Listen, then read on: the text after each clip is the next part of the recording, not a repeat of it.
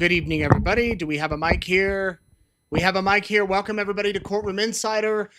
Sorry, just rushing in from the courthouse where we have been all day. Want to make sure I have my mic set. Hopefully you can hear me. I'm Nate Eaton. This is Courtroom Insider coming to you live from my hotel room in Park City, Utah. What a day. Holy smokes, what a day. Just when you think that things can't get any more unexpected, they do, because we got a jury today in the Kouri Richins trial. We got a jury. We have had a jury for a few weeks. We have a verdict. And here's what we know. Guilty. Kouri Richins found guilty 1 count of aggravated murder, guilty 1 count of attempted aggravated murder, guilty 2 counts of insurance fraud, guilty 1 count of forgery. Guilty across the board in less than 3 hours. This jury took less than 3 hours. I got to be honest with you. I thought for sure there would not be a verdict today. I thought it'd be tomorrow. I thought they'd want to go home and sleep on it. The defense begged the jurors to go through everything and look for reasonable doubt. The prosecution told the jurors they'd have access to all the evidence and a file, everything. They apparently didn't need to go through it all. Maybe they went few things. I don't know. None of the jurors stuck around the courthouse to talk. I'm hoping that they might want to do an interview. If you happen to know any of them, they can reach out to me. Understand if they don't want to talk.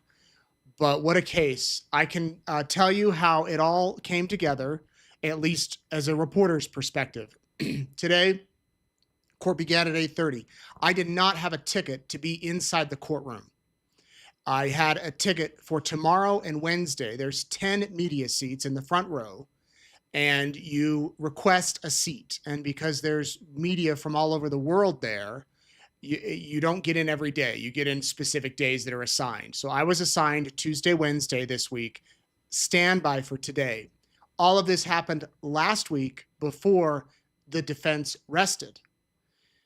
So I was in the media room next to the courtroom. The public was not allowed in today. The defense got 24 wristbands to give out. They used maybe 4. Kouri's mom was there. Eric's family was also given 24 wristbands. I believe all of those were used, or most of them. And then there was the media on the front row. The judge welcomed everybody. He asked if there were any outstanding issues before the jury came in. The jury was brought in. The judge read through their instructions, and all of that was done before 9 o'clock. It moved relatively quick. He explained reasonable doubt. He explained that they would be getting a statement of stipulated facts, meaning facts that both sides agreed were facts. And then it was time for the prosecution, to give their opening statement. Brad Bloodworth's opening statement was 1 hour and 56 minutes, so nearly 2 hours. There was a break in the middle there. We removed the break time for that. The defense then, after the prosecutor gave his opening statements, and I'll play it in a minute, the defense moved for a mistrial, saying that Brad Bloodworth used inappropriate things and calling Kouri a black widow, comparing her to an insect, I believe they said, and some of the other statements referring to her demeanor. Then the judge, by the way, did not grant that mistrial motion. The defense then gave a 1 hour, 9 minute closing argument. That was Wendy Lewis, who gave the defenses. And I'm going to play clips from both sides today. And then there was the rebuttal that was 31 minutes from Brad Bloodworth. So, and there was a lunch break in there. And the jury ended up with the case shortly before 3 o'clock. And the judge said, we'll let them go. We'll let them go, and we'll check in with them at 4:30. At 4:30, the jury was checked on.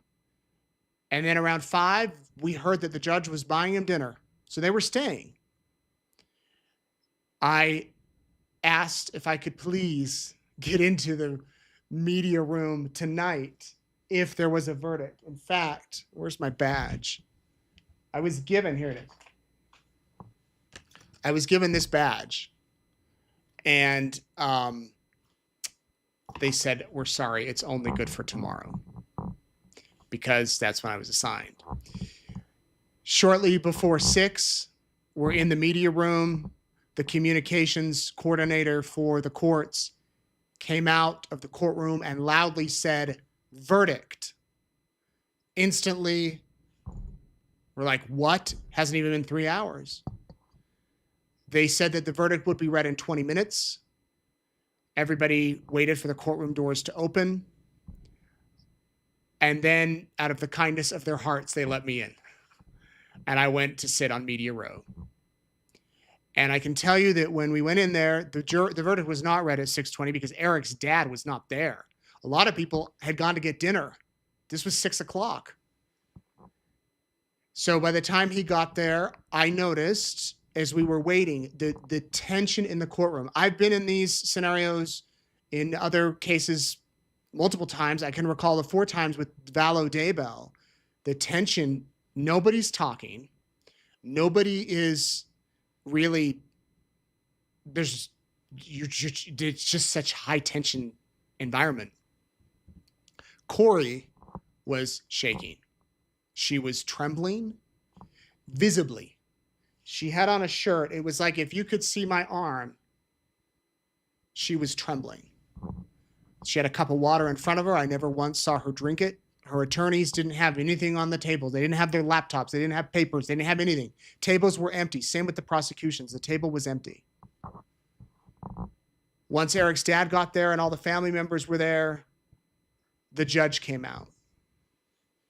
And we started rolling. Now, I'm going to play this. I have not seen this.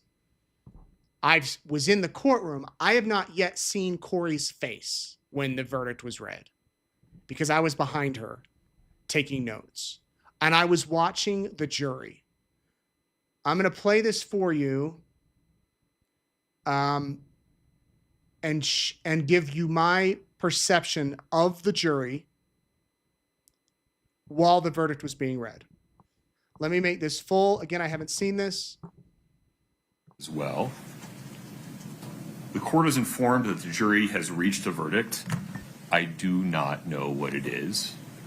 We'll invite the jury in a moment. When I do, I'll ask the foreperson a simple yes or no question. Have you reached a unanimous verdict? I expect that person will say yes. I'll ask them to hand the verdict to the bailiff, hand it to me. I will read the verdict. This brings me to important instruction number 1. There can be no outward reactions whatsoever to the verdict. These folks are here against their will. They, all the lawyers, Ms. Richins, every attendee, my court staff, the bailiffs, everybody deserves your respect. There simply cannot be any outward reactions. You have to keep your hands folded in your lap. If you feel overcome with emotion, just look down. We cannot have any outward reaction. Second, once the verdict is read and the jury is discharged, you need to stay seated and follow the deputy's instructions about how we will leave the courtroom in an orderly fashion. If anybody in here can't follow these instructions, this is your chance to leave. All right. Fair warning, counsel, Ms. Richins, it is my practice to ask all the lawyers and the defendant to stand in respect for the jury as I read the verdict. I just don't want you to be surprised. I want to pause right there.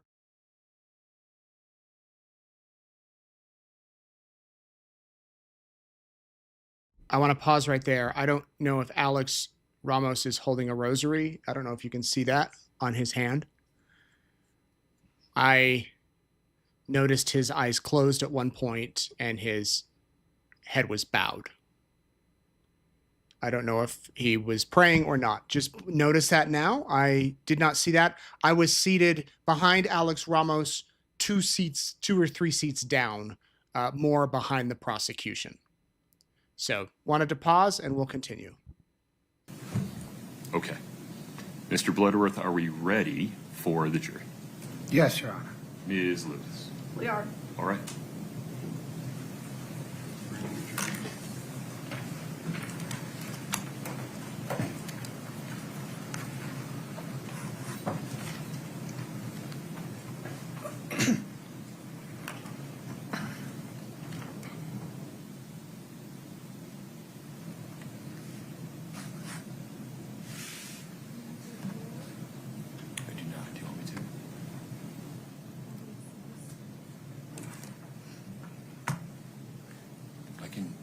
instant messaging.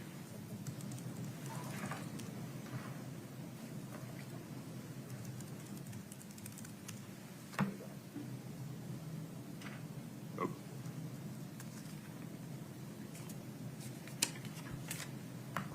The jury foreperson was a woman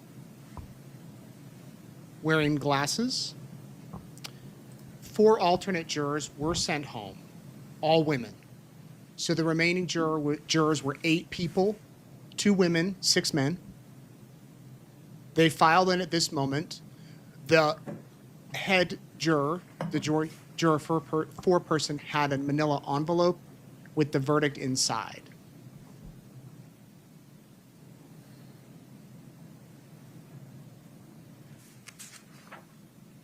And we will see here in a moment. They are walking in now. Folks, please have a seat as you come in.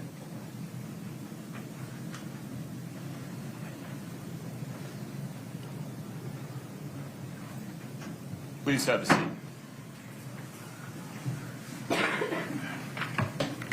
Ladies and gentlemen, would the foreperson you've selected please stand? May I ask you a yes or no question? Has the jury reached a unanimous verdict? Yes, we have. Would you please hand the verdict form to the deputy, and you can have a seat. Thank you.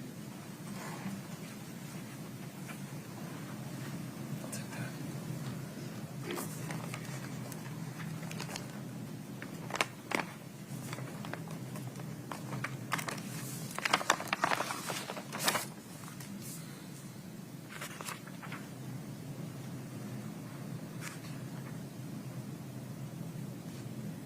That's Eric's father. All right. Counsel, Ms. Richins, please stand.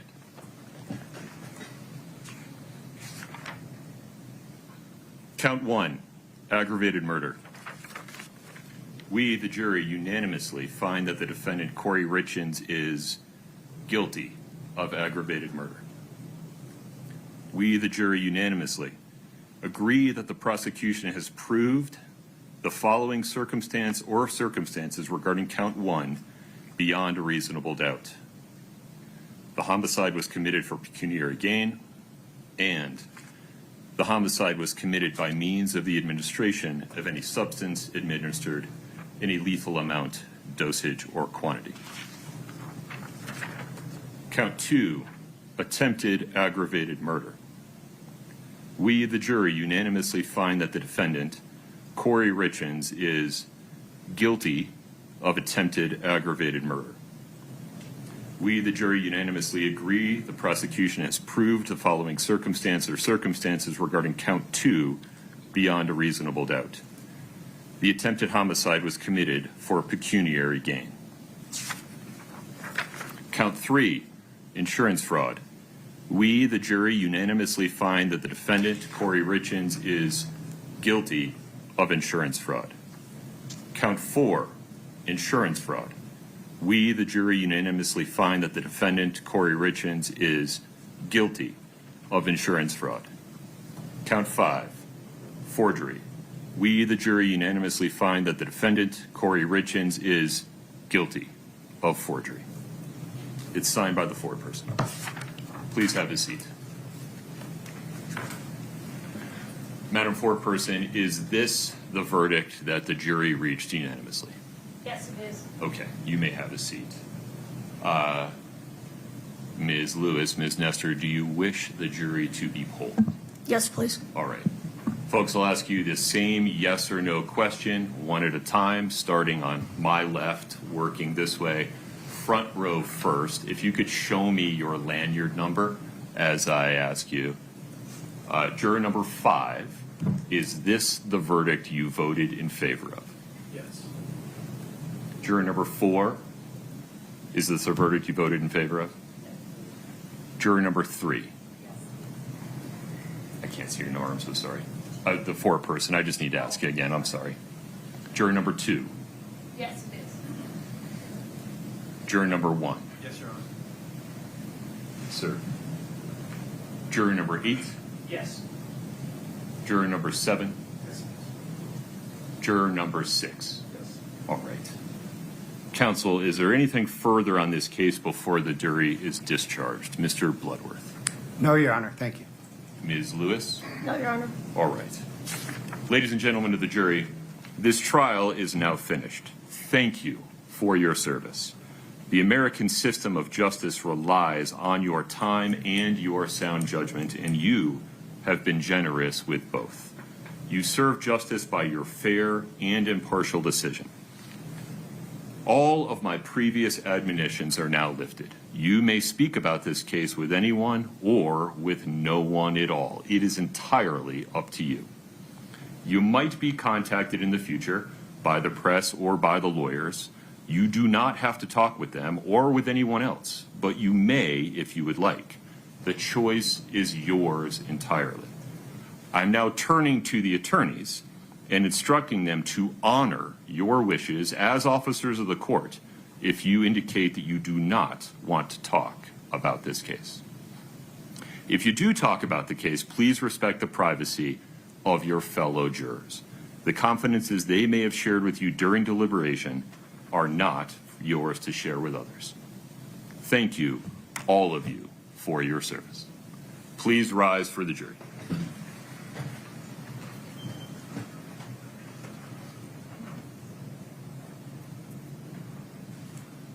The jury then walked out of the courtroom, and in just a moment, the judge will talk about sentencing for Kouri Richins, the dates that All right, please have a seat. they're available. There's Kouri's mother. Ms. Lewis, we need to get a pre-sentence investigation report, and we need to set sentencing. I imagine, Mr. Bloodworth, that the state would request that that be special set. Yes, Your Honor. Okay. Ms. Lewis, does defendant waive the 45-day limit for sentencing? Yes, we will. All right. Let me call my calendar.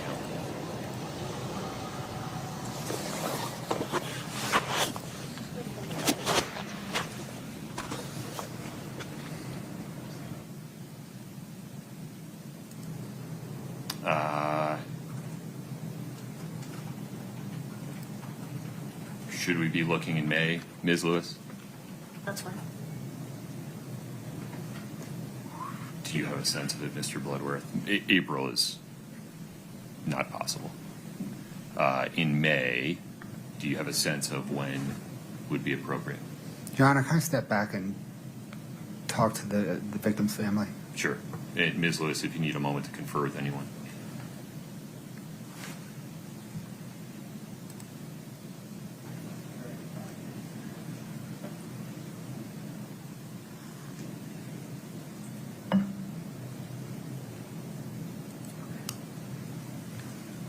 Your Honor, any day in May works.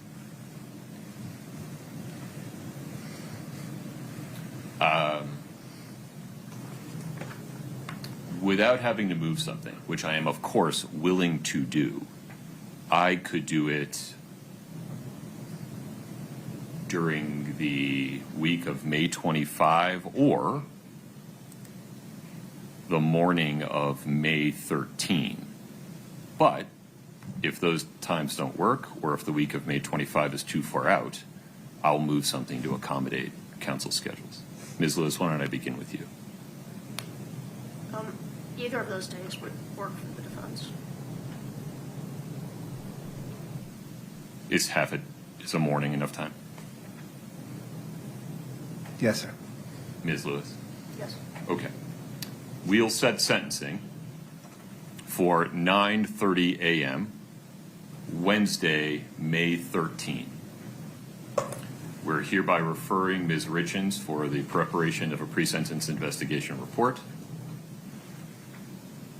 Ms. Lewis, anything else on the record today? No, Your Honor. Mr. Bloodworth? No, Your Honor. Ms. Richins, I'll see you again, May 13, 9:30 a.m. I need everyone to stay seated, follow the instructions of the Summit County deputies. The court is in recess. Travel safely. May 13th is Eric Richins' 44th birthday. His wife will be sentenced for killing him on his birthday. I don't know if the judge knew that.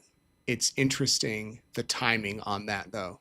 And I think if you watch the family when it was set, they seem to be talking about that it's Eric's birthday. I have been told by sources that after closing arguments, when the jury went out with the case, Kouri Richins broke down crying. This was before the verdict, before we knew there was a verdict, but while she was with her attorneys in the courtroom. And she was emotional. In fact, she appeared emotional at some parts of the closing arguments, or at least she had a tissue and was wiping her hands.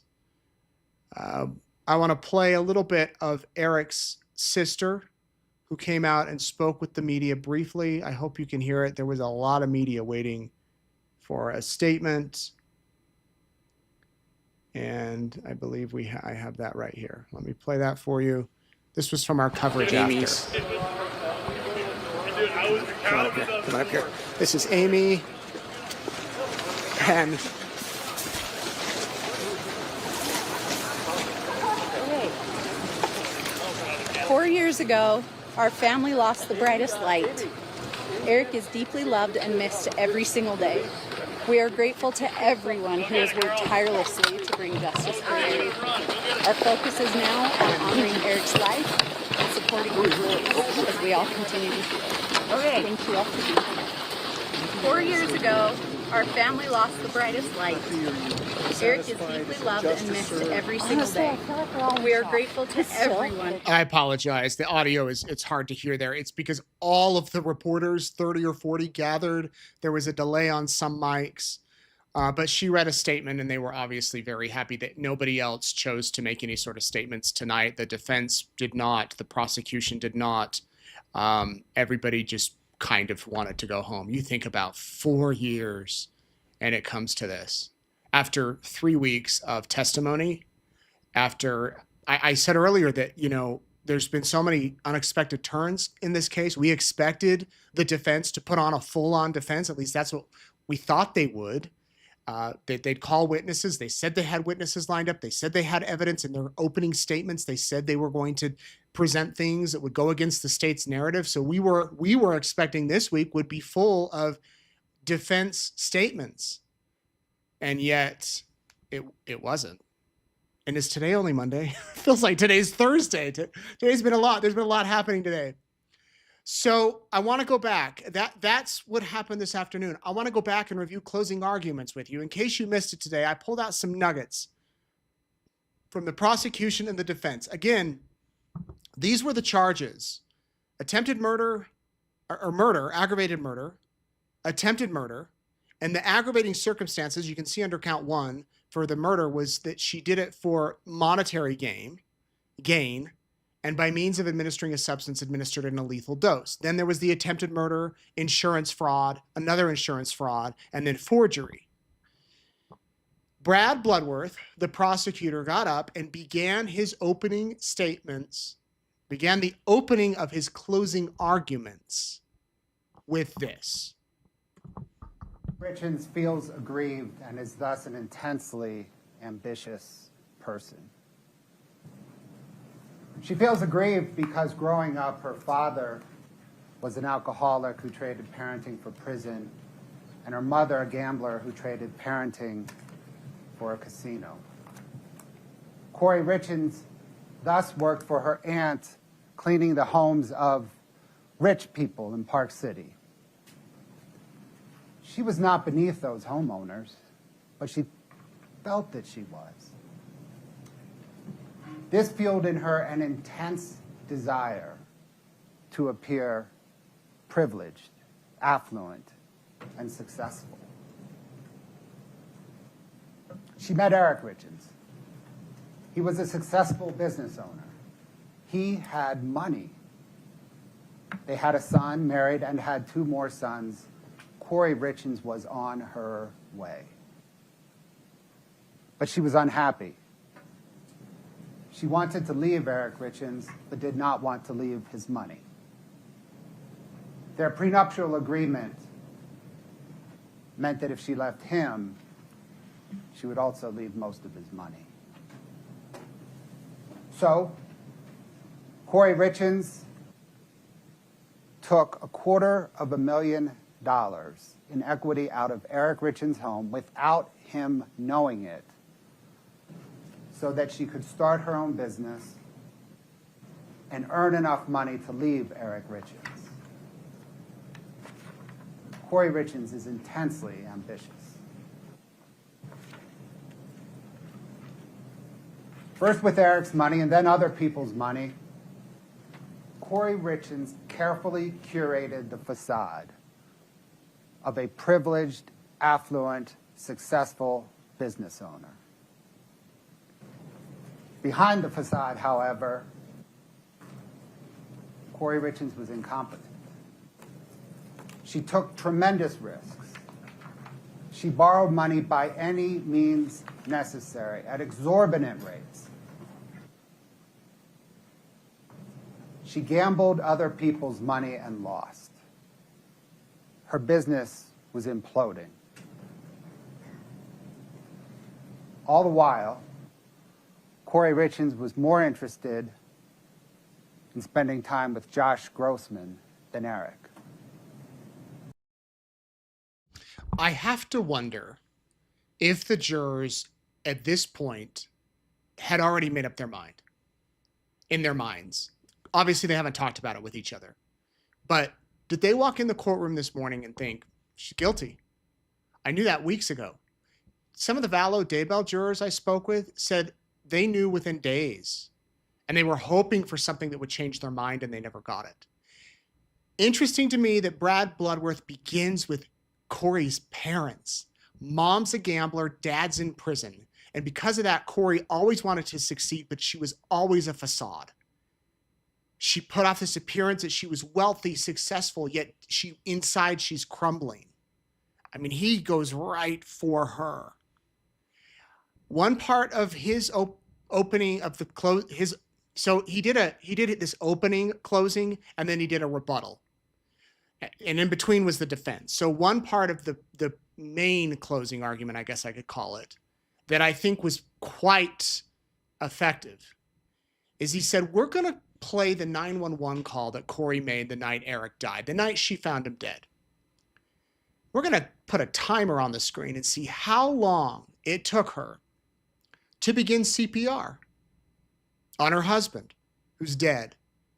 From when the second the dispatcher asked her to start CPR to the second she actually did it or said she was doing it. If you've ever listened to a 911 call, if you've ever had to give CPR, you know it is exhausting. A few years ago, my family and I were at a swimming pool, and a little girl drowned. And they pulled her out, and we were eating at a restaurant, and we saw a commotion. We went outside, and there was a man giving her CPR, and he was sweating with all of his life. Fortunately, the girl came back. It was a stranger who gave her CPR, and everybody that witnessed this was just, I still remember it to this day. But this guy had a workout from giving this little girl CPR. Did Kouri was she on the phone? Didn't sound like she had much of a workout. I'm going to play the part that Bloodworth played with that timer going big on the screen. The timer's big. The jurors can see it. If there's a defibrillator available, send someone to get it now and tell me when you have it. No, thank God. Available? Okay. I'm sending the paramedics to help you now. Stay on the line and I'll tell you exactly what to do next, okay? Okay, are you right by your husband right now? Yes, he's so pale. His mouth is open. Okay, listen carefully. Are you able to lay him on the floor or the ground? On the ground? I'm just thinking. I can't put him. I can't. You can do it. You can do it. I can guide you through CPR. Take a deep breath from me. I'm here with you.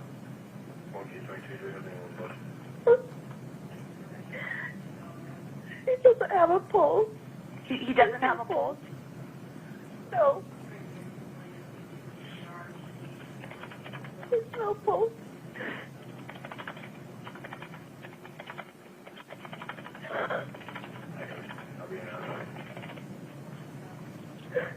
Okay, I'm here with you. I didn't hear anything. I was just in there. I'm here with you. We need to get him help. I know. If you need to put me on speaker, put me on speaker. I'm gonna guide you through CPR, okay? Okay.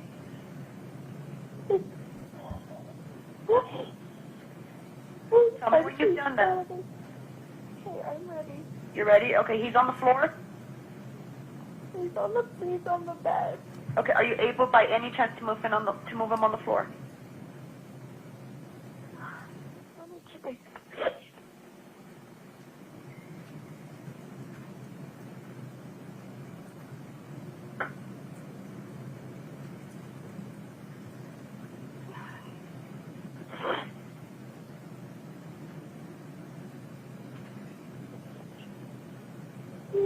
These spots on it. I don't know what's happening. I don't know what's happening.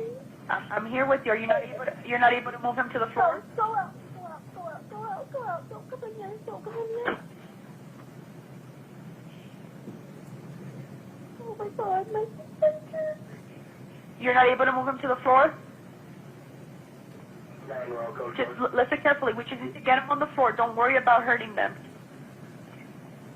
No, he's just too heavy. Is he still on the bed? Yes. Okay, if there's a sheet or a blanket under them, can you loosen it from the mattress? Yes. Okay, stand at the side of the bed closest to them and remove anything under their head. Okay. Okay? I need you to pull the sheets towards you and slide them off the bed. Don't worry about him falling. We just need to help him now. Okay. Tell me when he's on the floor.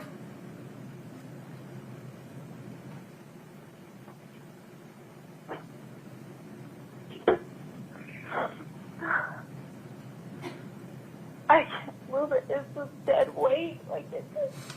You're not. If he has sheets under, pull them to the floor. Don't worry about hurting him.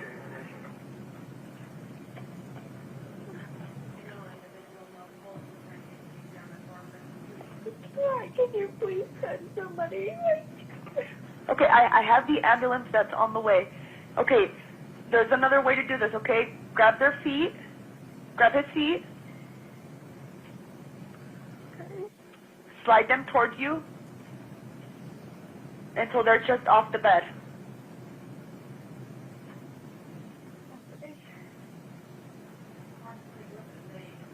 How old is your husband? 39. 39? Yes. Okay.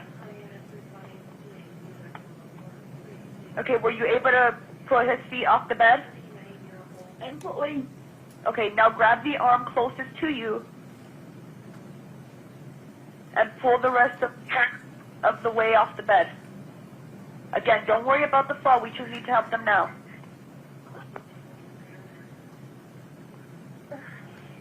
I have the ambulance on the way. I just need you to do this, okay, so we can get the help for him. Okay. Once they arrive, they'll take over. We just need to start CPR now. You are doing great, okay? I just need you to get him on the floor.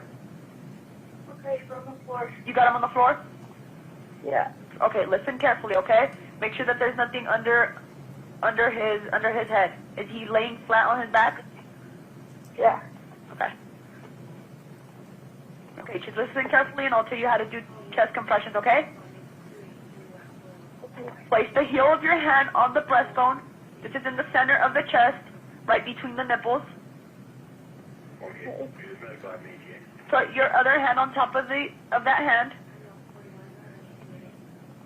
Okay. Okay? Start pumping the chest hard and fast, at least twice per second, and 2 inches deep. Okay. Okay, start counting out loud so I can count with you, okay? We're gonna count 1, 2, 3, 4, okay? Let me know when you're ready.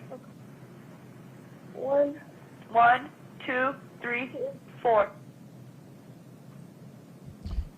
A little under 6 minutes. Oh my gosh, it's painful to listen to be honest with you. It's like, where is the sense of urgency? There is an urgency on behalf of the dispatcher. Where's the urgency? Was that perhaps what struck the jurors as a key point? Like, her husband is dead. Would you not do anything to bring him back? Brad Bloodworth played the body camera comparisons between her, Kouri, and Eric's sister, Katie. When she arrived and she said, "Where's my boys?" And she's distraught, so emotionally anguished that her brother's gone. And the comparison sticks out. It's memorable. Here's another part of Brad Bloodworth's closing argument. And her tax liability was on her mind. 2 days before murdering Eric Richins, she spent over an hour and a half on the phone with the IRS. It was on her mind because if the IRS moved on her tax liabilities, Eric would find out. She had to fix it with the IRS before Eric found out.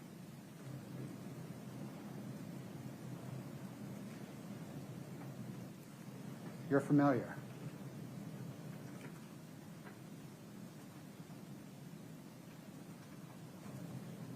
Kouri Richins needed cash immediately when she murdered Eric. Eric's long-term earning potential, immaterial. She wanted to close on the Midway Mansion. She had no money to refurbish it, to flip it right away, to run it as an event center. But she was going to close on it. She needed money now. Doesn't matter if Eric's going to earn a ton of money down the road. That does not help her now with the Midway Mansion. It does not help her now with servicing her existing debt. She needs money now because she's closing on the Midway Mansion on March the 4th. Now, I want to remind you that closing arguments are not evidence. In fact, at one point during Bloodworth's closing, the defense objected and the judge immediately said, "Overruled, please sit down." And I think it sent a message, don't interrupt again. You can kind of say what you want within reason, and the jurors can't consider it, but what they can consider is they can get reminders of all of the evidence coming together into one picture.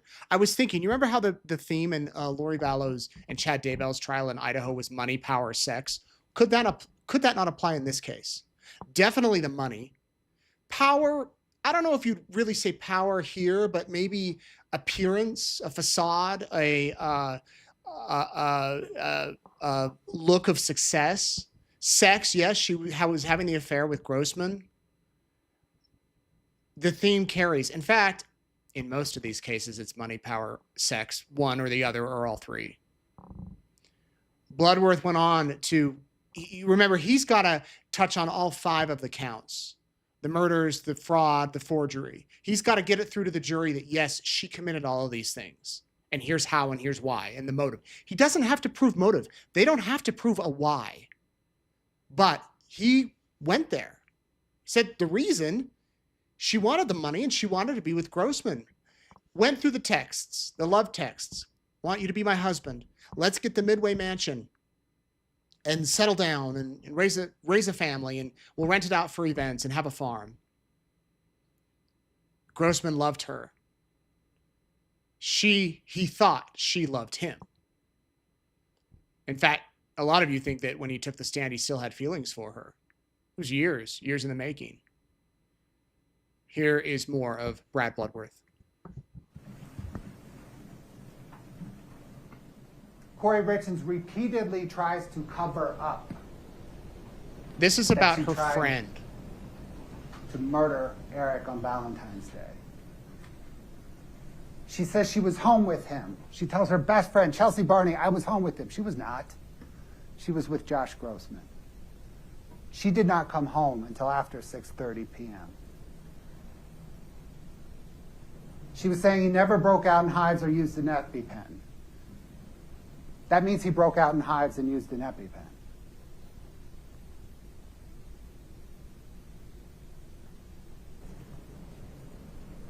When she spoke with her mother on August the 22nd,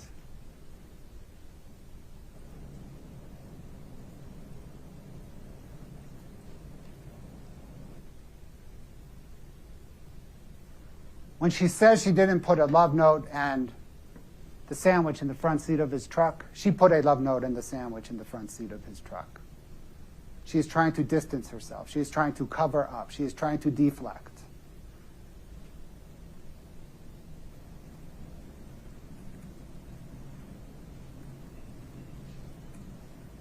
Then we saw this message. By the way, Sky, Kouri's old attorney, that's her. She was in court today with Kouri's mom. I had a very pleasant conversation with Sky, by the way, in the lobby of the courthouse. Hope she'll talk to me. Hope I can do an interview with her, find out why she left the case. But anyway, she was there for the morning. I don't believe she was there in the afternoon. We saw the texts about the sandwich, how he said he's going to go back and forth. Brad Bloodworth said, I thought about my wife when Brad Bloodworth made this point. Anytime I even hint, this is one thing I love about Erica. Anytime I even hint that I'm not feeling well, Erica's like hyper, what do you need? Can I get you anything? She'll go run to the store and bring me 12 Powerades just to be like, are you okay? Eric says, I'm not feeling well. And all of his friends said this was so unusual for him. He says, I'm going to lie down and take a nap.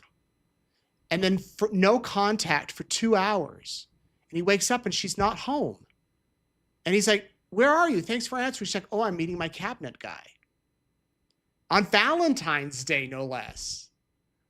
I'm a horrible husband because I'm like, oh, you'll get over it if it was Erica. But on Valentine's Day, I'd be like, okay, I'll come home and see how you're doing. She never did. Brad Bloodworth pointed that out to the jurors. She never did. He pointed out this, the searches, all the searches on the phones. They had access to all these. I doubt they had time to go through all of them, the jurors. Notice the bottom one. If someone poisoned, what does it go down on as death certificate as? Is the medical explainer report and autopsy report different? How long does life insurance companies take to pay? Can a manner of death be changed on a death certificate? Women, Utah prison, luxury prisons for the rich in America. Utah State Prison, Timpanogos Women's Facility, is circumstance unknown, an accident. These were texts found on April 13th, 2022, a month after Eric died. Bloodworth ended the first part of his closing arguments by standing at the podium, looking at the jurors and saying this. Insinuate, speculate is not evidence. Please let me show you why the state has stressed this. In the defense's opening statement, counsel said that the evidence will show that Kouri Richins had a 1/2 interest in the Willow Court home. There is no evidence of that, and indeed contrary evidence. Defense counsel said that the evidence would show that Eric was always checking Kouri's phone. There's no evidence of that. Defense counsel said that the evidence will show Eric and Kouri Richins went to marriage counseling. There's no evidence of that. Defense counsel said that the evidence will show in the few weeks before Eric died, his closest friend thought that he and Kouri Richins were the happiest together that the friend had ever seen. There's no evidence of that. Defense counsel said that the night Eric died, he and Kouri Richins had their drinks and set their cups in the sink. There's no evidence of that. Defense counsel said that the evidence will show that the cups were sitting in the sink and the nanny put them in the dishwasher the next morning and they still had fluid in them. There's no evidence of that. Defense counsel said that Eric talked to a friend named Scott Wagner at 10 p.m. the night he died. There's no evidence of that, and indeed contrary evidence. Defense counsel said that the evidence would show Eric unlocked Kouri Richins' phone at 10:30 p.m. the night he died, and this is the last thing that he did. There's no evidence of that. Defense counsel said that the evidence would show investigators interviewed Kouri over and over and over again about what happened the night that Eric died. There's no evidence of that. Defense counsel said that the evidence would show that law enforcement secretly recorded Kouri Richins' phone conversations for over a year after Eric died. There's no evidence of that, and indeed contrary evidence. Defense counsel said that you will hear Kouri Richins telling her family that she purchased pain pills for Eric at his request. You did not hear that, although she did write it in the Walk the Dog letter 4 months after she was arrested. In listening to defense counsel's closing argument, please only consider the evidence that has been admitted. Only consider the evidence that has been admitted. The defense didn't admit any evidence. The prosecution admitted a lot. 40 plus witnesses with evidence on nearly every single one. After Bloodworth finished, Kathy Nestor asked that the jury be excused because she had a motion for a mistrial because of some of the terminology that Bloodworth used. Here's what she said. Your Honor, at this point, we'd like to make a motion for mistrial and make a proffer on it. First of all, at multiple points in the prosecution's closing, he made efforts to dehumanize the defendant, in fact, calling her a black widow, comparing her to a deadly spider, calling her a narcissist when there's been no evidence introduced to support that, no expert testimony, nothing of the nature. Furthermore, it's completely improper for the prosecution to comment on her demeanor while she sat at counsel table. That's a comment on her failure to testify. Asking the jury to take into consideration facial expressions, which in his opinion may or may not have happened. I don't know what he's basing that on. But it's improper, and it's our suggestion that is a comment on her failure to testify by revealing what her response to testimony was, is calling upon her to testify in this case. Furthermore, in the closing, there was wild speculation on what was in Kouri Richins' mind, completely made up by Mr. Bloodworth with no evidence whatsoever to support it. Also, Mr. Bloodworth wrongly told the jury that giving any illicit street drugs to Mr. Richins was sufficient to support aggravated murder. That, in fact, is not true. The only drug that would support aggravated murder would be fentanyl. What he said to the contrary is not consistent with the court's instructions, and we would ask that that be corrected with a curative instruction. That they should follow the court's instructions on what it takes. It would not be sufficient if she bought some other type of drug that did not cause his death. That's just not the law. Let's see, just a moment. I think that's it, Your Honor. The judge denied the motion. There was one part where the judge agreed that, Bloodworth said, I did not call her a narcissist. I said there was some narcissistic traits or something like that. And so the judge, when the jurors came out, said, listen, you can judge Kouri's behavior based on what you observe, not what you've been told by the prosecution, something along those lines. So after that, went to lunch. Now I'm going to play a little bit of what the defense, their closing statements are. Thanks for sticking with me, guys. I know we're late, really late tonight. I was at the courthouse. And so welcome to those of you who are new. We're recapping the Richins trial. Please post your questions and where you're watching from, because in a minute, I'm going to try to answer as many questions as I can. But for now, I played how the prosecution began their closing statements, closing arguments. This is how the defense began their closing argument with Wendy Lewis. She appeared to be having a throat issue, getting it cleared, needed water, clearing her throat, which obviously no fault of her own. She wouldn't ask for that. Maybe she had a little bug or an allergy or something, but it sounds a little bad when you're giving a closing argument. You need a real strong, firm voice. So this is how Wendy Lewis began hers. Early morning hours of March 4th, 2022, the house was quiet. Kouri Richins fell asleep in her young son's room, like many parents do. At some point in the night, she gets up and walks back down the hallway to her bedroom. She slips back into bed beside her husband. She settles in next to him. She reaches over, and he feels cold. Eric Richins, the father of her children, the man that she has built a life with. Something feels wrong.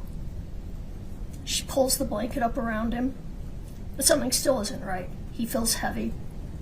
She turns on the light. And when she looks at her husband, really looks at him, she realizes something is terribly wrong. And in that instant, in that bedroom, in the quiet early of the morning, Kouri Richins' world collapsed. Reasonable doubt. It's not just a slogan, it's not just a suggestion, it's a constitutional shield that protects the innocent and prevents the state from punishing without truth. And it is the state that has that high burden, the highest burden under the law, to prove each and every single element of each and every charged offense beyond a reasonable doubt. The state stood up on day one and they told you they were going to prove that Kouri Richins had the means, the motive, and the opportunity to kill Eric Richins. And we're going to talk about each of these, but first I want to talk a little more about reasonable doubt. I've told juries for a long time that one way to understand reasonable doubt is, are there other reasonable explanations as to what happened? As you look at the evidence, if there are other reasonable explanations, this is reasonable doubt. There we go. She explained reasonable doubt, what it means, and what the jurors need to consider. There was no PowerPoint. There was no slideshow. It was Wendy Lewis standing at the podium. It'll be fascinating one day. I hope to interview these women and get the full story of everything happening behind the scenes. They were appointed by the judge to take the case. And so when you're appointed by the judge, you got to take the case and figure out how to defend your client. Here's a little bit more of what Lewis said. Followed all the rules of being a private investigator. This is talking about the private investigator who But testified. he doesn't have to operate under the Constitution. There's a reason that we have rights under the Constitution. There is a reason that law enforcement has to get warrants to enter your home, to take electronics, to search your house. It is to protect the citizens of our country. It is to protect the innocent. Sidestepping these important constitutional rights by hiring a private investigator who then let law enforcement know what to do taints this entire investigation. And you know what? That is terrifying. It's terrifying. If someone has enough money to hire a PI, they can circumvent our constitutional rights, dig into every aspect of our rights, of our lives, and turn it over to police. We have a constitution for a reason. It's to protect us all. I want to talk about the lead investigator, Jeff O'Driscoll. Here's what he testified that his investigation consisted of. He got assigned to the case sometime in March of 2023. He got a search warrant for some medical records. He thinks he got a search warrant for a couple of cell phones. He interviewed Chelsea Barney, where they discovered that they were wrong about some text messages. Law enforcement was wrong with what they thought they were looking for. He interviewed someone named Jake Sorensen, who must not have had anything important to say because we never heard from him. Then he interviews Carmen Lauber because he was told to by the private investigator. That's it. That was the investigation. I earlier said that she didn't have a slideshow or anything. She did present a few images. One was a Monopoly get out of jail free card. One was she said that Kouri was a grieving widow, and she displayed some statues of like religious statues of like the Mother Mary praying or things of that nature. And then she tried to poke holes there in the private investigator, saying the private investigator was brought on and was basically leading the investigation, and that private investigators don't have to follow any laws, and he was contacting police. And then she went after Jeff O'Driscoll, the detective, and talked about how police botched the case. She had more to say about the prosecution's tactics. Here's more of Wendy Lewis. Whatever happened to that bottle? Why wasn't it tested? What was kept in that bottle? The bottle sitting right by the bed on Eric's nightstand, right next to his phone and watch that were placed neatly in his charger. An expired prescription bottle with nothing in it but residue. And you can see the residue there. Why would that be sitting out? A 6-year-old prescription bottle. What might be the best way to bring illegal pills back from Mexico? Put them in a prescription bottle? Put them in your suitcase? What might be the best way to store your illicit oxycodone?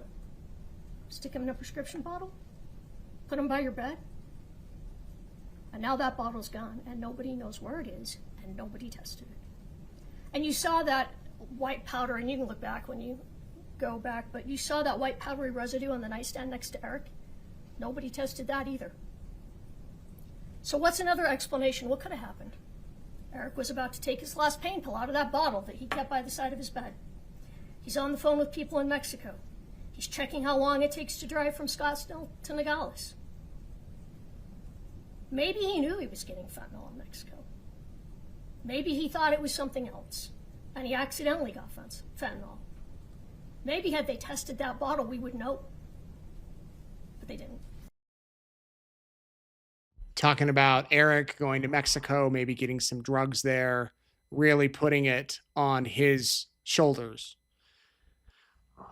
A little bit more from Wendy Lewis, and then her final remarks. Here's more. The state also wants you to believe that Kouri was cheating her best friend, but that's not what the evidence showed. The evidence showed that the $45,000 that Chelsea gave to Kouri was not earmarked for closing. Kouri could do whatever she wanted with that money. All that mattered was that when she went to that closing on that house, that she showed up with $45,000. It didn't have to be that $45,000. It could have been $45,000 she expected to come in from another flip. But then Kouri was arrested and never got the opportunity to do that. That's why that house foreclosed. Okay, this was the house that she said she bought for the best friend. The best friend thought she was getting from Kouri, and that she got evicted from when she gave her all that money. I don't know how well that flew. That, well, she could have used the money for whatever, and then she got evicted because she was kicked because Kouri went to jail. I don't know. I played you the closing remarks of Bloodworth. Here are the closing. These are the last words. The last words the jury heard out of the defense's mouths today. Last things. This is what they always say. People remember the first thing you tell them and the last. They forget everything in the middle. So make the last thing powerful. This is what she said. To the end. I'm sure you would like me to stop talking. But I have to tell you, I'm afraid to stop talking. Because as I stand here right now, Kouri Richins is still cloaked in a presumption of innocence. I don't ever want to walk back to that table. As a defense attorney, that is one of the longest walks a lawyer can make. This entire case is going to flash before my eyes. And all I will be able to think about once I sit down is, what did I miss? What did we miss? What didn't we tell you that you wanted to hear? Did I focus on what you wanted to know? Did we do enough? You're about to go through those doors and into the jury room and start deliberations. Everyone in this courtroom, everyone watching around the world, we all wish we could follow you and listen in. But that room, that jury room is yours. It's sacrosanct. In that room, you get to decide. And when you get in that room and you look at the evidence, if you think that Kouri Richins might have killed her husband, that she likely killed her husband, that she probably killed her husband, you must find her not guilty. Because maybe, probably, likely, very likely, none of these reach that extraordinary burden of proof beyond a reasonable doubt. I'm going to ask you to do a couple of things when you go into that room. First, you might be tempted to go around the room and take a vote for guilty or not guilty to see where you all stand. We ask that you refrain from this. Instead, we ask, talk to each other about where you see reasonable doubt. Also, if Kathy or Alex or myself did something to offend you during this trial, please hold that against us and not against Kouri. Now, the state's going to get up and talk to you again because they get the last word. And the reason they have that last word is because of that heavy burden. But when you filled out that jury questionnaire, we asked you if you would be comfortable making your voice heard in that jury room. Would you stand by your convictions, by what you believe? And each and every one of you said yes. So here's my final ask of you. When you're deliberating and something comes up that we didn't respond to, will you be courageous? Courageous enough to raise your hand and talk about what our response would be. Raise your hand for Kouri, because you are the last line between an innocent woman and the state. Be courageous. Courage is what this moment demands. The courage to stand between a member of your community and the state and demand that they comply with the Constitution, that they comply with their burden.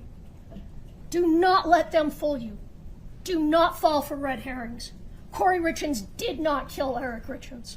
The state did not prove this case beyond a reasonable doubt, and you have the courage to tell them this and find Kouri Richins not guilty. All it would have taken was one juror to do that, to raise their hand and say, she's not guilty. That didn't happen. But I thought that was a pretty powerful closing. I did. I know many of you disagree. I thought it was powerful. She really leaned into it, and you know, I think the jurors probably thought about it.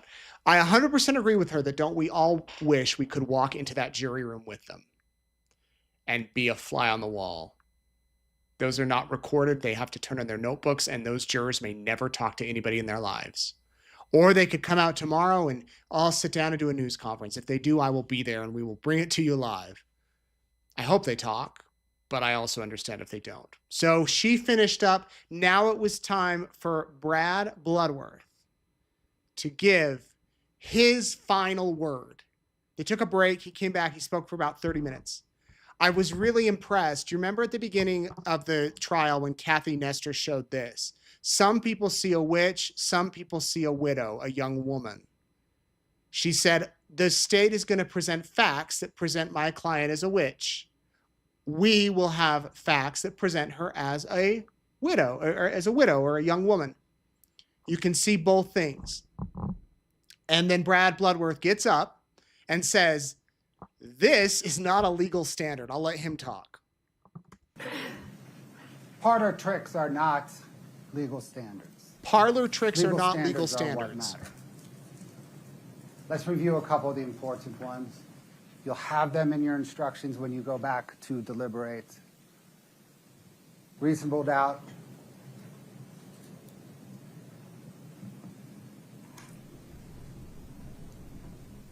I come back to this one again and again.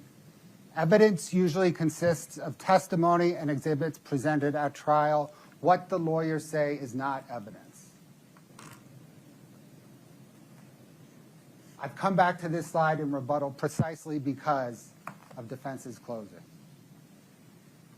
There is a reason the state provided you in its slides with the cite to every single piece of evidence it argued. We told you what transcript page and line number. We told you what exhibit number. Because what the attorneys say doesn't matter. The evidence is what matters. And there's a reason defense counsel didn't cite you to the evidence. Next slide, Scott. A lot of the evidence is circumstantial. It is. People do not video themselves poisoning their spouse. People do not video themselves poisoning their But spouse. circumstantial evidence is just as good as direct evidence. You can use circumstantial evidence to conclude facts just as you can use direct evidence. The instruction gives the example of it is wet outside and people are closing up their umbrellas. That makes sense. Let me put it to you a different way. Does everybody know what happened here?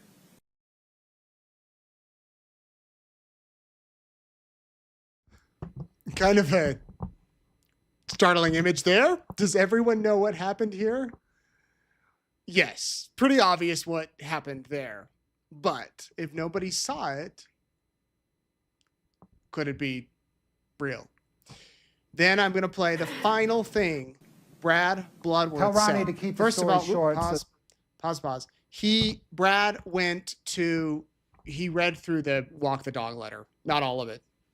Again, that walk the dog letter, every person I've talked to just says, man, that letter. And that may have done it for Kouri Richins. But the last part of his final closing on the rebuttal is about that letter. He goes through a few lines and highlights it. Then he says this.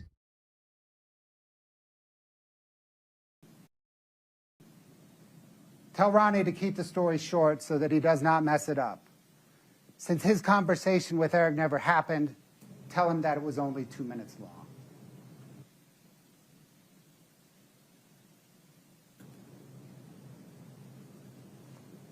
Ronnie needs to do this so that I do not get convicted. I can then extract revenge on Eric's sisters.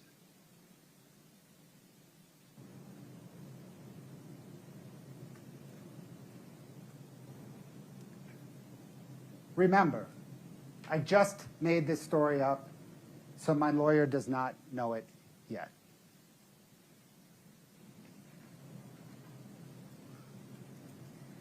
All the evidence in this case proves that Kouri Richins murdered her husband and the father of her 3 children, Eric Richins. There is no other rational explanation for the evidence. And despite all the evidence, Kouri Richins clings to the facade that has enabled her to get away with so much for so long. And despite all the evidence, Kouri Richins doubles down and blames Eric. She is intensely ambitious. See through her facade, check her ambition. Do not let her get away with murder. Do not let her get away with murder. They did not.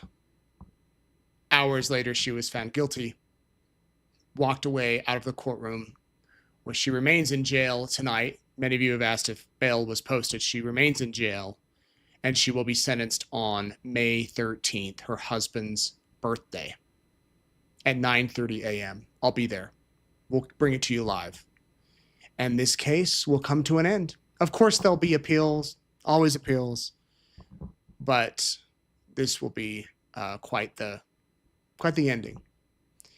And I have to thank you all for watching it with us over the past 3 weeks, and appreciate your support. I want to get to your questions and shout outs. So if you have any, send them in.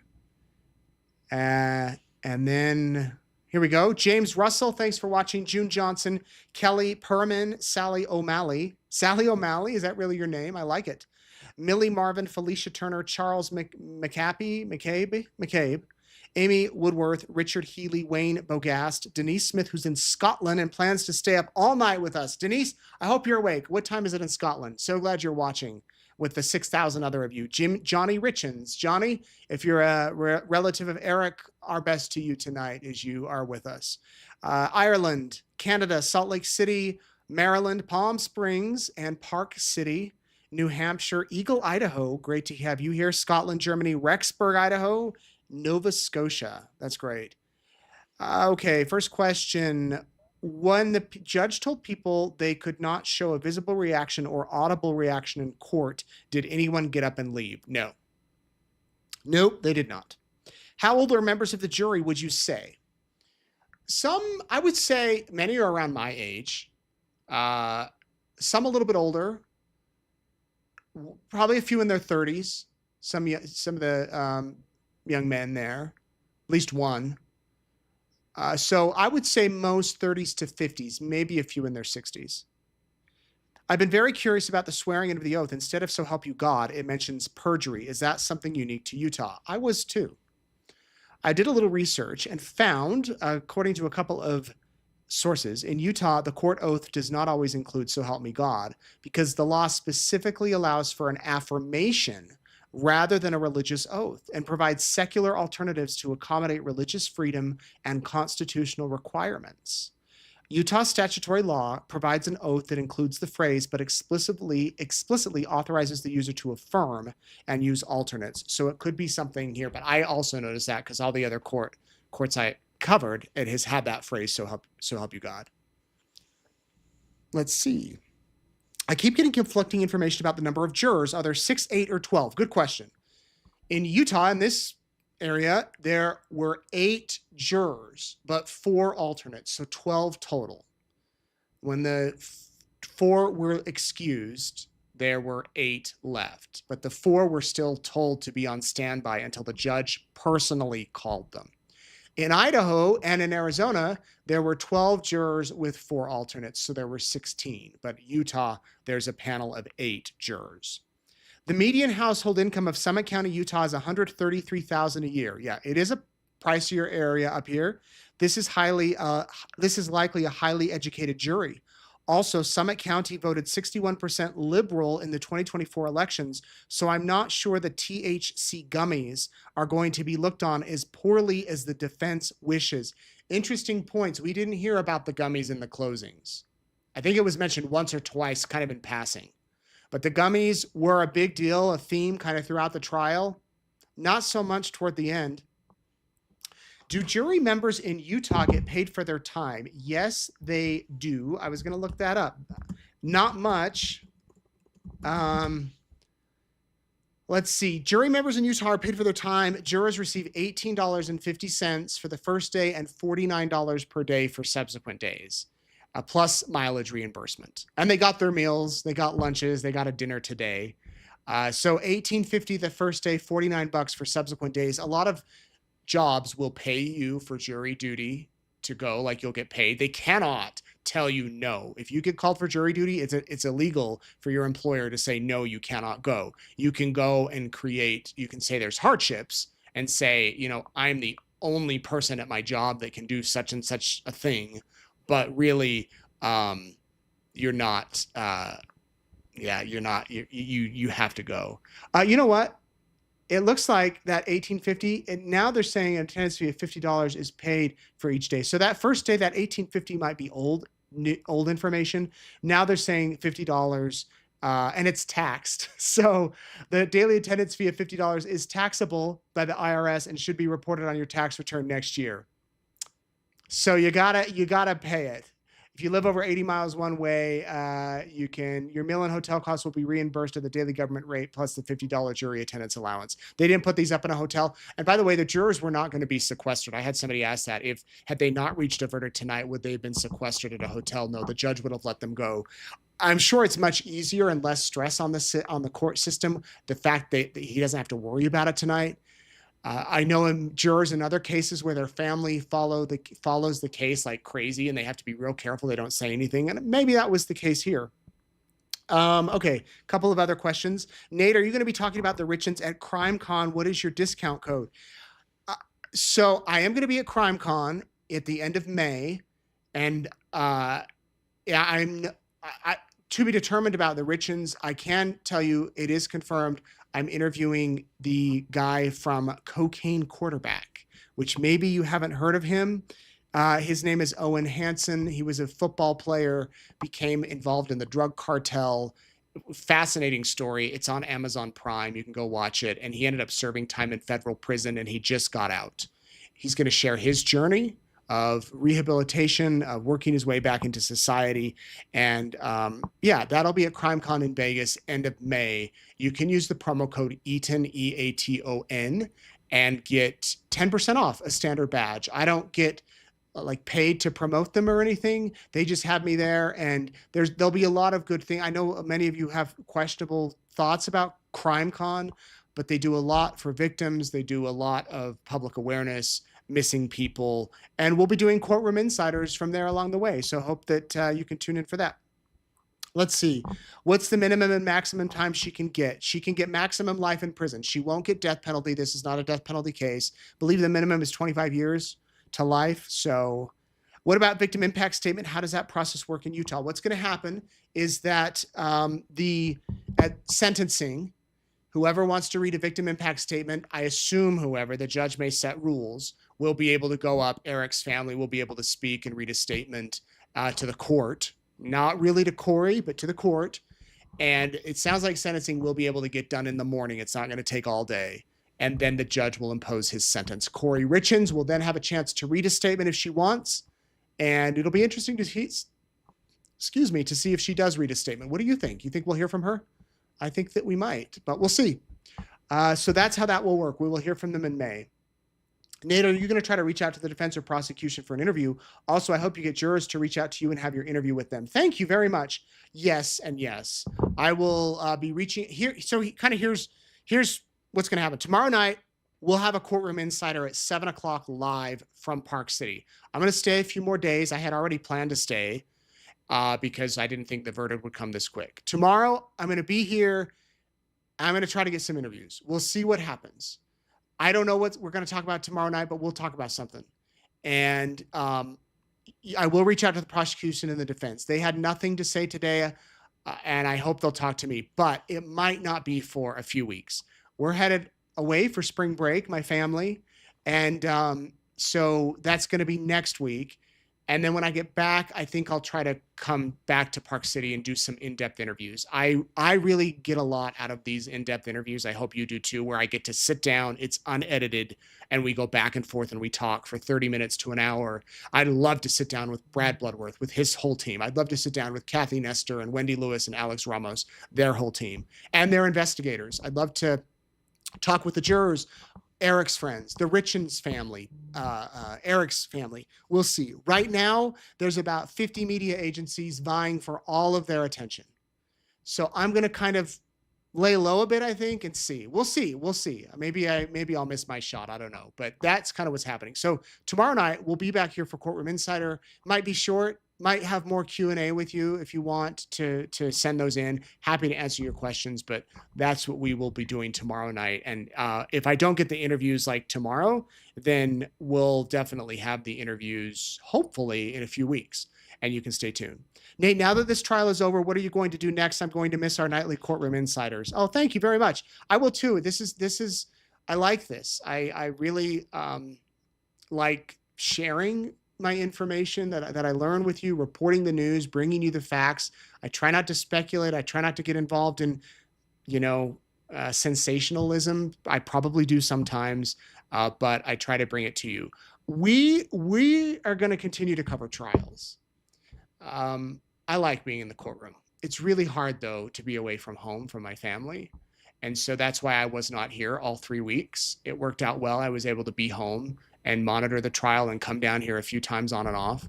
And I think we're going to continue to do that, but make it bigger and do more. And maybe travel the country, maybe bring you maybe 2 or 3 trials at a time. I don't know, but that's kind of what's on my mind.